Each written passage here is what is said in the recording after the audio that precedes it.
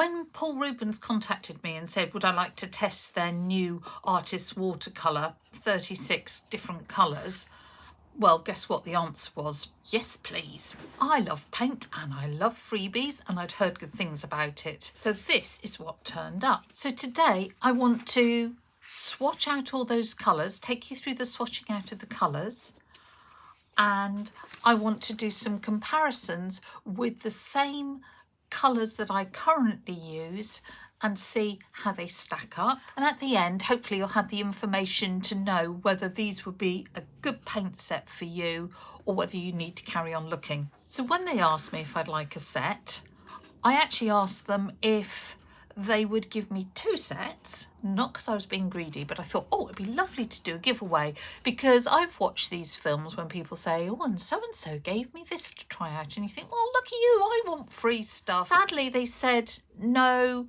because these are such a new set of paints that they don't have lots of stock. So as I'm swatching out, I also made a dot card with all the 36 paints on, and it is currently drying. I did this yesterday. Yeah, it's starting to dry up nicely. And I thought, oh, well, if they won't do a giveaway, I will do one. So if you watch till the end of the film, or indeed fast forward to the end of the film, I'll tell you how you could win this, and I'm happy to send that anywhere in the world. So let's have a look at the paints. I mean, obviously it comes with a little leaflet and it shows the range of paints available. These are 5mm. It also comes in 15 and 60 mils. It's the 4th generation of their artist watercolour paints. Paul Rubens is a Chinese company. This is the 4th generation, and they say it is the best quality. They are artist quality. They use the highest quality pigments, and there's some information in here about what they actually use. They say that it flows through water well, it has high transparency, and it's very finely ground so that it's good for layering and so forth. In the complete range, there are 115 colours, and 76 of those are single pigment colours. And I know a lot of people like to look for single pigments because it helps them with their mixing. So a good proportion are single. Some of them contain ox gall. It doesn't say in here, as far as I can see, which ones contain ox gall. So if you're looking for a vegan type paint, these may not be for you. They say the gum arabic comes from the Sahara and is very pure. They don't put any fillers in and so forth. The colour chart is super useful. It says whether things are transparent, semi-transparent, semi-opaque or opaque. It also gives the light fastness rating. All but 2 of them are 4 or 5 stars, which is great. The 2 that have a 3-star rating are these here. One is indigo and the other is brilliant blue violet. And you'll see when I'm swatching that I'm a bit confused about this, because this is actually made of a French ultramarine and a dioxazine violet. One has a 4, one has a 5-star rating, but mixed together it's given a 3-star. And I don't understand that, but there you go. On the leaflet, a photo caught my eye. Here it is, of 2 gentlemen in the snow outside the Blocks factory, which, if you don't know, Blocks is a Belgium colour maker, very good quality. And I asked, oh, are you affiliated? And the answer was no, but we've discussed colour making and so forth. So don't be misled by that. You might be looking at this and thinking, yeah, cut to the chase, how much does it cost? Well, in the UK, these cost £79.99 for the 36 colours that's on Amazon. Comparison, a set of Winsor & Newton 5mm for 36 would be £160. So they're roughly half the price of Winsor & Newton. What we're going to look at in this film is they might be half the price. Are they half the quality, or is the quality better than you'd expect for that price? The one thing that disappoints me, and it was a question I asked, I said, are the tubes available separately? And the answer was not at the moment. And I think that's a real shame because, of course, you get a set, maybe you're just starting out painting, or it's your first artist quality watercolour set, and there are certain colours that you absolutely love and certain colours that you think, well, either you just don't like or you just don't use. I never use Naples yellow. Nothing wrong with it, I just don't use it. Well, you're very quickly going to have used up, I don't know, your favourite quinacridone and have a full tube of that. So what happens at that point? Do you replace this with another brand? You'd have to. I think that's a real shame. So that's probably enough of me wittering. Let's move on. And remember, do watch to the end after the swatching and I'll tell you how to win that dot card. But before we swatch, I just wanted to show the consistency of these tubes. I don't personally do this, but I know a lot of people like to take tube watercolour, fill up little half pans and have those in a set. They're certainly more transportable if you're going off to classes or painting outside. As I say, I tend to like to use freshly squeezed paint, so I don't do this. In the interests of those who do, let's take some, and it is that Naples yellow which I don't use, and let's see how easy it is to fill that pan. The paint is very liquid, very smooth. There doesn't appear to be any separation of the binder. You can squeeze it into the pan. You don't even need to tap it to level it out, and there you go. It's as simple as that. You just need to leave that out exposed to air and it will start to dry. If you want to fill it up to the top, I would fill it halfway, let it dry and then just top it up. This is one I did yesterday. Let's see. Yeah, already it's dry enough that it's not coming off on my finger, but it's still soft and I can dent that. So a few more days and I could top that up to have a full pan. How well does it re-wet? I can't tell you that at the moment because this isn't dry enough to give it a fair test. And my little dot card that I've produced for the competition is still a little bit squidgy. So I can't even use that to test the re-wetting. I believe, and they say, that it re-wets very easily, and I have no reason to suppose that's not true. Unfortunately, as I started the swatching, the sound didn't get picked up just for the first few colours, but I've started with Naples yellow, and indeed it's as opaque as I'd expect. You can see it's sitting above that black line. And equally, I would expect lemon yellow to be pretty opaque. It looks opaque to me. They rate it as semi-transparent, which surprises me. I do think it's more opaque than that, but we'll see when it's dry. I'm using the cadmium yellow light, and again, I'm finding that quite opaque. The cadmium yellow medium is an absolutely beautiful colour, still fairly opaque. And then we go on to Indian yellow.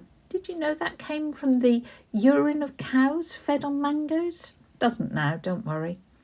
This earth yellow I think is what I would call a raw sienna. Then we've got the transparent yellow, which is really very vivid. So here we've got chromium orange, which is a hue. So presumably doesn't have chromium in them. I don't know. I haven't checked out that particular. PO62 is the pigment. And again, the transparent orange says hue. And generally, if you're not aware, when it says hue, it usually means that they have used pigments to simulate that colour, possibly because the original pigment is no longer available, or because it's too expensive, or whatever. Oh, that transparent orange travels nicely through the water. Should be fascinated to see how long my little dot card takes to dry.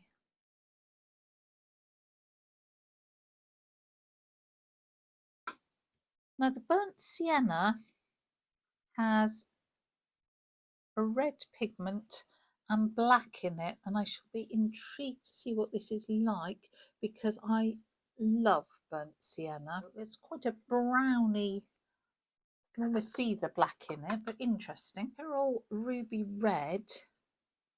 I love pyrrole orange, but I'm not familiar with this. Oh, look at that colour. That's really nice. So that's a very cool red. Notice they haven't gotten alizarin in this set, which is unusual, I think. Next, we've got Quin Rose. And again, I'm very fond of the quinaquinones because they are so transparent. Well, that's very close to what you'd expect an alizarin to be like. But alizarins tend not to be light fast, so maybe that's why they've not included it. So Perylene Maroon colour, so that I use a lot in sort of portraits. And what I thought I might do at the end of this is actually compare, say I use a Winsor & Newton Perylene Maroon, and I think it might be quite interesting to compare some of these colours to ones that I generally use. Venetian Red, for example, here is not a colour that I would generally use at all. They're nice. Well, they're all these colours gorgeous. So, Indian Red. We're about halfway through our, whoops, I've just dropped the lid. Anachrome Maroon's another colour that I'm rather fond of. Look at that, yum, yum, yum. It's interesting, they haven't got anything like Opera Pink in here, which is quite a fugitive colour, but rather gorgeous. But hey, with that lovely Quin Maroon, why would you need it? That's Quin Violet. Nice colour, but I was expecting something a bit more. So I say the Quins are great because they're transparent there. Onto some blues. So this is Cobalt Turquoise. Pretty much as you would expect with cobalt colours, it's pretty opaque. This is transparent turquoise, and one would expect transparent turquoise to be more transparent than cobalt turquoise. Yeah, that's a beautiful colour. This is Cobalt Blue Light. Cobalt blue is such a pretty colour too. This is described as azure. Card is filling up nicely. Want to look at this a bit more. Oh, that's a great colour because it's a 2 pigment colour, PW4 and PB15, which is fallow, I think. PW4, I'm really surprised. That's interesting. It's described as semi-transparent, but to me that looks very transparent. Ooh. Oh, that one did have a little explode on me. Just so you can see how my dot card's coming on. Berlin Blue, I presume, is Prussian Blue. Yeah. On French Blue, I'm assuming. I don't know all my pigments off by heart. I generally don't go by pigments. I do go by colour, but every so often I do like to look at pigments. But this one, French Blue, I presume that is ultramarine.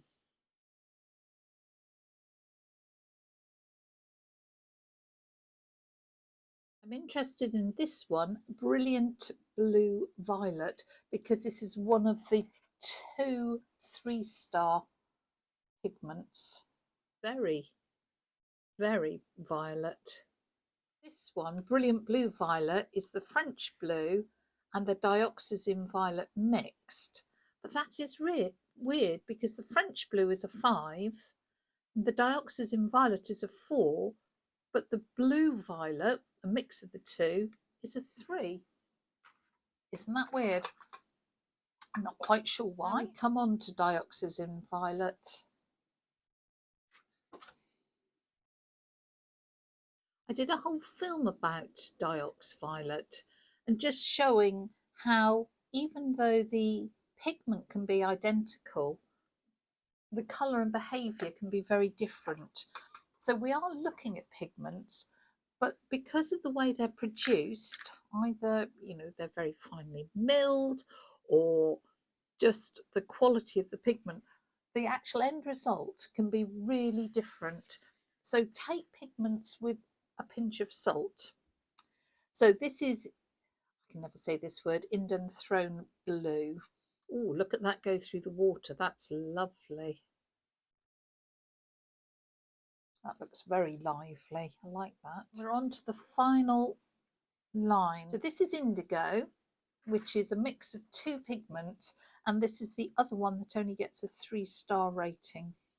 Oh, but again, just look at it go through the water. You could forgive a bit of light fastness for that sort of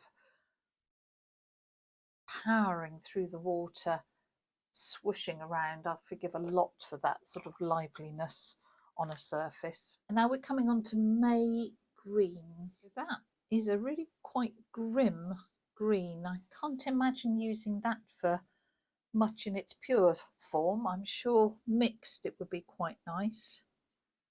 Let's see how sap green is. That's a funny old sap green. I'm not sure that I would recognise that as sap green.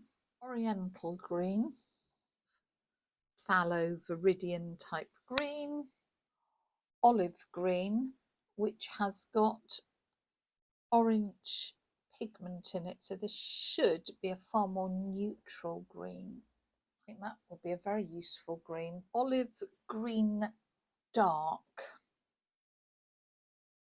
It's not quite as nice as I was hoping for. Oh, it's a pretty good green, but I was just thinking because the olive green is so nice. They don't look terribly related if one is olive green and one is olive green dark. And again, that just proves that the name of the paint is pretty irrelevant. Cobalt Turquoise dark. So we had Cobalt Turquoise back there, and this is Cobalt Turquoise dark. Sniff coming out of the tube, just out of interest. Certainly very opaque, and certainly not very turquoise. This next one is called brown umber rather than burnt umber. So I would expect it to be a lot warmer than that if it was a burnt umber. And last but not least, ivory black. As I say, don't tend to use it that much, but handy to have for mixes. So what I want to do is let these dry, because watercolour tends to dry 15% lighter than when it's wet, or up to. So I want to see if there is much of a colour shift, and then really look to see what is opaque and transparent, and then try lifting as well. But we've got a beautiful range of colours. There aren't many in there that I think, ooh, yuck. What was the one I didn't really like? A couple of the greens I thought were a bit yucky. I want to see if there's granulation going on. I can see a bit of granulation in the sap green, a bit in the cobalt turquoise, but not a lot else. Oh, a bit in the Indian red. So while that's drying, I'm going to look for a few of my favourite colours. I said like the Perlin Maroon and say burnt sienna, so I can compare my current favourites with these and see what they look like. So that should keep me busy. I've gone over with a damp brush to see how they lift out, and I am really surprised at how little most of them lift.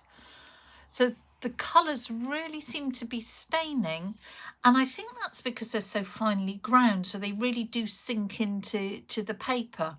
So certain colours we all know are very staining, like the Diox Violet, but even something like the lemon yellow here that I would expect to lift very easily really hasn't.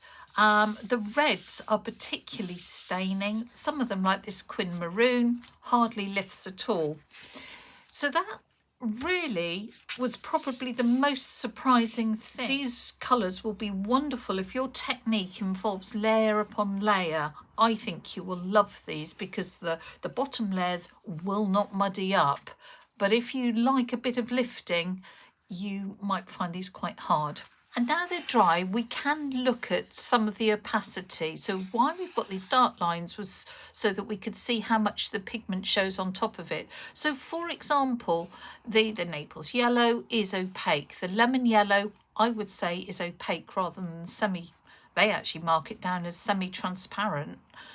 The cad yellow is quite opaque, it's showing up there, whereas certain colours that we would expect to be transparent absolutely are. One thing I also noticed, there didn't seem to be much of a colour shift between wet and dry, and that again is lovely because it at least lets you plan. As we went through those, I was really pleased I didn't see any separation of the binder and the pigment. They really seemed to be very good, and they were all pretty liquid.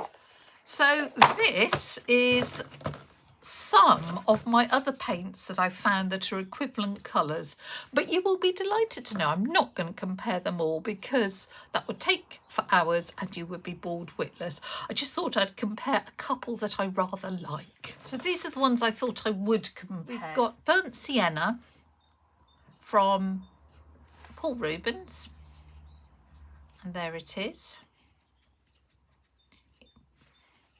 And then we have the Winsor & Newton Burnt Sienna.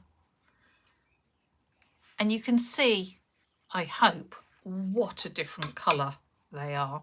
So this is far more orangey and vibrant, and this is far darker, almost got a bit of black in it. They've both got the same pigment, but a very different colour. And I have to say I much prefer the Winsor & Newton. Let's go to the Perylene Maroon. So we rather liked the Paul Rubens one. Look at that. Yum, yum, yum.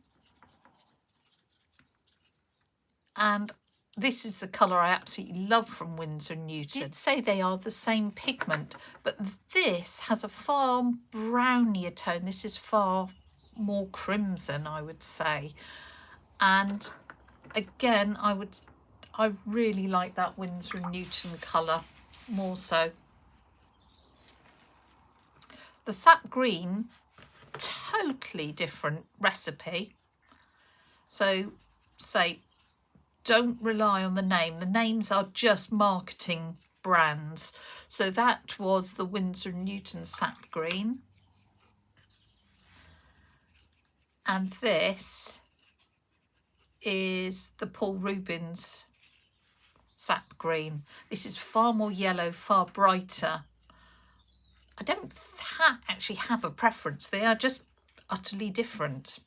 Now, the reason I particularly chose these is just as a totally by the by, a bit of Perylene Maroon and a bit of sap green makes a really good, let's get it in proportion, sort of tan colour, maybe a little bit more maroon, which is super if you're painting portraits. It makes a really good skin tone. Top tip of the day. Wonder how their sap green and Perylene Maroon work. Well, that's pretty nice. Yeah, I like that. So that, you know, they're lovely colours. It is really just sort of preference.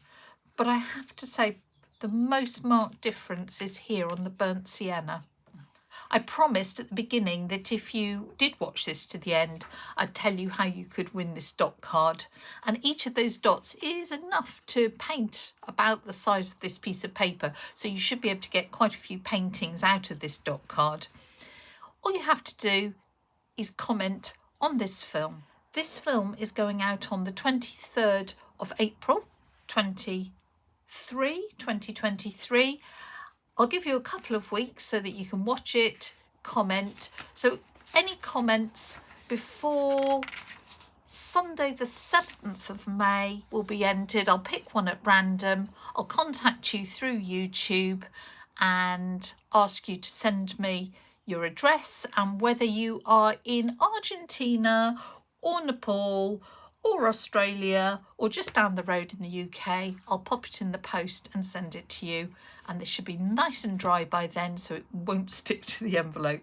So the big question at the end of all our experiments is, are these worth it? If you're looking to start off your collection and you want an artist quality paint, they do offer very good value for money. If you work in layers and want paints with high transparency and very finely milled so they are not going to lift and you can layer and layer, these could well be the ones for you.